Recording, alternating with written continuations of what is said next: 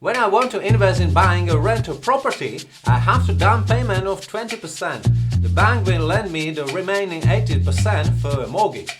So for a property worth $200,000, I need to have $40,000 of my own funds. If I don't have that money saved, I'm out of luck. I can't buy the property.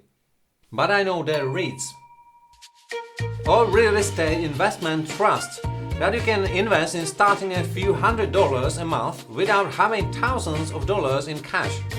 So I can own a tiny piece of a real estate trust and reap all the benefits of it, much like owning physical real estate.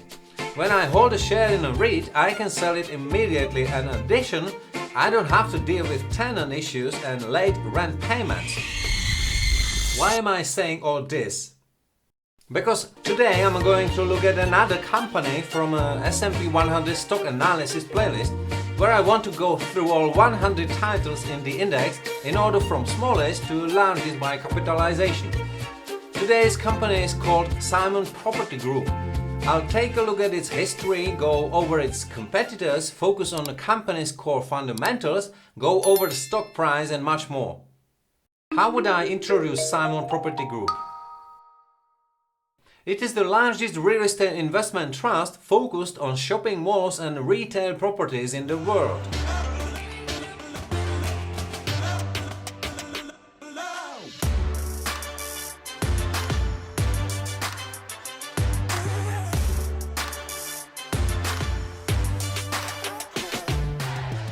The company owns and operates more than 200 shopping malls in the US, Canada, Europe and Asia, which includes some of the most well-known malls such as the Mall of America, King of Prussia Mall and Sawgrass Mills, as seen in the REITs stockmarketmba.com list. It is the 7th largest REIT in the US by capitalization. Simon Property Group is generally considered an indicator of the health of the shopping center industry and retail real estate in general, which is a prestigious position for the company. A little bit of history. Simon Property Group is an American company founded in 1993. Its roots go back to 1960, when the Simon brothers, Melvin Simon and Herbert Simon, started in the real estate business. The company was formed by the merger of Simon Property Group Inc. and the Bartolo Realty Corp. In 1996. Over the years, the company has grown to become one of the largest REIT focused on shopping center and retail properties in the world. It went public in 1993 and in 2013 became the first REIT to be included in the S&P 100 index. Over the years, the company has made several acquisitions of companies in the industry, including Chelsea Property Group, Mills Corporation and Taubman Centers. With its extensive portfolio, Simon Property Group has become one of the most successful real estate companies in the world. Let's look at the underlying fundamentals. During 2020, Simon Property Group expanded aggressively by acquiring an 80% stake in Taubman Realty Group, adding 26 new shopping centers to its portfolio. Additionally, the company partnered with Brookfield Property Partners to purchase bankrupt retailers Forever 21, Brooks Brothers and a portion of JCPenney. The company has a market capitalization of $40.7 billion and has 326 million shares outstanding. Its annual sales are around $5 billion and its annual net income is around $2.25 billion. The company's ESP, or earnings per share, over the past 4 quarters has been rising from $6.41 to today's $6.60. How's the dividend? SPG has a long history of paying regular dividends. They started paying dividends in 1993. Since then, the company has not stopped paying dividends in any year.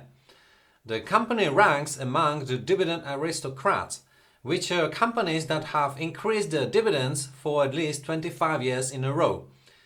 SPG strives to maintain its high dividend payout, although there have been some reductions in the past due to economic crisis. such as the 2008 and 2020 crisis. The current dividend yield is 6.8%. Companies in the same industry have dividend yields around 5.4%. Don't get excited, that may not be the most important number. It's also important payout ratio, i.e. the percentage of earnings paid out to shareholders. For SPG, 51%, which is a decent number and certainly leaves the company with plenty of capital to grow. That's a good sign. What's the trend of SPG's share price on the chart? When I look at the stock's overall development from its beginning to today, I see that SPG dropped significantly around 2008 during the mortgage crisis. The drop is understandable because the recession hit the real estate market the hardest. The big drop is also seen during the pandemic. A look at the last 5 years. The stock is down minus 30%, which probably won't please shareholders. However, the consolation may be the fairly high dividend that SPG stockholders have been receiving all along. To understand the current share price, it would be good to look at SPG's competitors. I've selected 3 competitors that have similar capitalization to SPG: Welltower, Realty Income, Public Storage. If we look at the last 5 years, SPG comes out as the weakest among its competitors, but as you can see, the declines and increases are similar among all companies. We see sharp declines during crises and gradual increases during conjunctures. How do I see the future of company? The company has shown the ability to adapt to changes in the market and to make an aggressive expansion. They've also recently focused on developing an e-commerce platform which could lead to further growth and diversification of its business portfolio. As buying behavior increasingly shifts online, Simon Property Group and other companies in the industry are challenged to maintain their position and adapt to new trends. However, with their strong background and long-term success in the property industry, they have the potential to overcome the challenges and remain competitive in the future. Shopping malls are the solid foundation of our society, our lives, and our security. Therefore, I would not worry about the future of SPG. Yes, in the short term, there may be more significant market downturns, but in the long term, SPG stock is growing. I like the company because of its high dividend and stable business. Definitely one of the favorite stocks that deserves more attention. I like real estate, as you probably know. I generally see them as one of the needs of man that must be fulfilled. Somewhere we have to sleep, somewhere we have to live, and somewhere we have to eat. Simon Property invests in shopping malls, which have become a kind of standard in shopping. It's a place we think of when we want to buy something, and we buy many other things there. The little shops on the corner, they don't attract much anymore. They have a limited range. Thank you for watching the video. If you have stuck it out to the end, please give the video a like to increase the likelihood that more people will benefit from it. Have a great time and I look forward to seeing you at the next video. Invest wisely.